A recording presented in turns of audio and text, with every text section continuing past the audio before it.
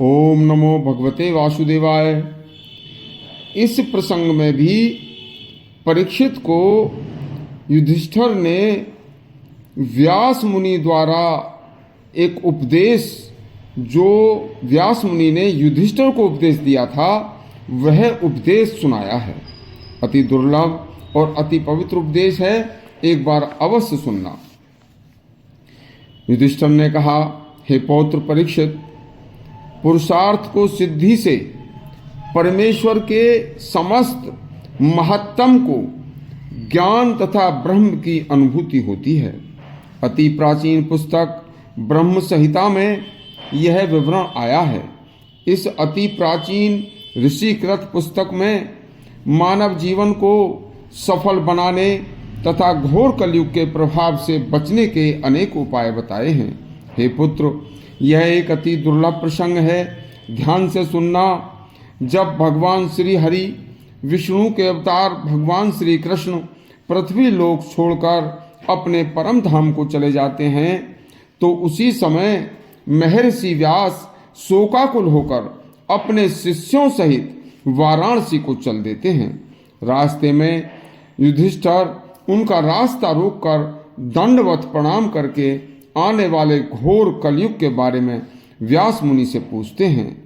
मुनि व्यास बोले, हे पांडुनंदन युधिष्ठिर, कलिकाल अति शीघ्र आ रहा है। भगवान श्री कृष्ण भी इसीलिए पृथ्वी लोक से पलायन कर चुके हैं। कलयुग में राग लोभ के भावों के उदय होने से मनुष्यों के जीवन चक्र में अंतर आ जाएगा।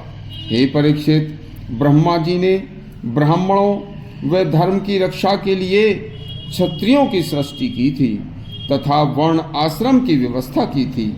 अभी तक द्वापर युग में पशुओं की हिंसा वर्जित थी तथा यज्ञ का चलन था। हे परीक्षित, मुनि व्यास ने कहा, मनुष्यों के राग द्वेष और मनभेद तथा बुद्धि व लोभ आदि को दृष्टि में रखकर मैंने वेदों को 4 भागों में बांटा है, जिससे पुराण, इतिहास तथा धर्म शास्त्रों का उदय हुआ। जिन शास्त्रों में मनुष्य के मन, वाणी तथा कर्म के दोषों के कारण मनुष्य को अतिवर्षा, कम वर्षा तथा अल्प आयु में मरण आदि दोषों से बचने का मार्ग प्रशस्त होता है।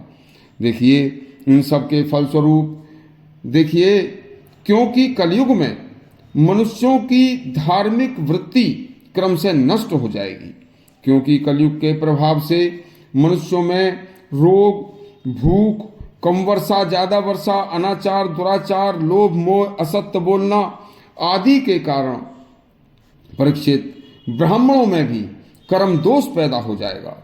ब्राह्मण अपने सत्कर्मों को त्याग कर तथा अनेक कारणों से अनेक कार्य करने शुरू कर देंगे और उनमें कर्म दोष पैदा हो जाएंगे।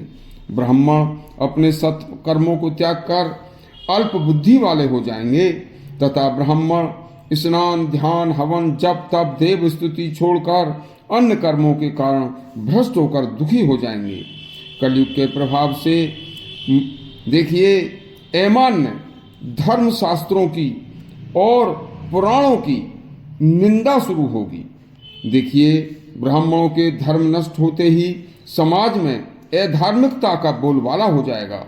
हे परीक्षित, मुनि व्यास ने कहा कि कलयुग के प्रभाव से अल्प बुद्धि वाले अधार्मिक लोग बड़े आसनों पर आसीन हो जाएंगे और वह कलयुग के प्रभाव से ब्राह्मणों की, द्विजों, विप्रों की बहुत ज्यादा अपमान करेंगे, जिसके कारण कलयुग में ब्राह्मणों की स्थिति अति दयनीय हो जाएगी तथा वेद अध्ययन परंपरा नष्ट हो जाएगी।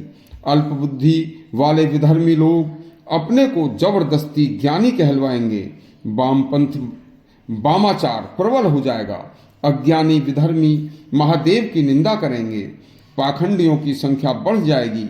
इस प्रकार अनेकों दोषों से परिपूर्ण इस कलयुग में रहने वाले मनुष्यों के बचने का एक ही उपाय है और वह उपाय हम आपको एक एक करके बताएंगे। देखिए, इस कथा में बताया है कि कलयुग में मनुष्य पुरुषार्थ की साधना तथा मोक्ष की प्राप्ति कैसे कर सकता है। हे परीक्षित, मुनि व्यास ने बताया कि कलयुग अनेक दोषों से परिपूर्ण होते हुए भी कलयुग में एक महान गुण कौन सा होगा। कलयुग में अनायास ही कैसे कोई महापुण्य भी प्राप्त हो सकता है। यह प्रसंग भी हम आपको कल समझाएंगे। यदि आपको यह प्रसंग अच्छा लगा हो तो हमारा चैनल सब्सक्राइब करें और घंटी जरूर दबाएं। धन्यवाद।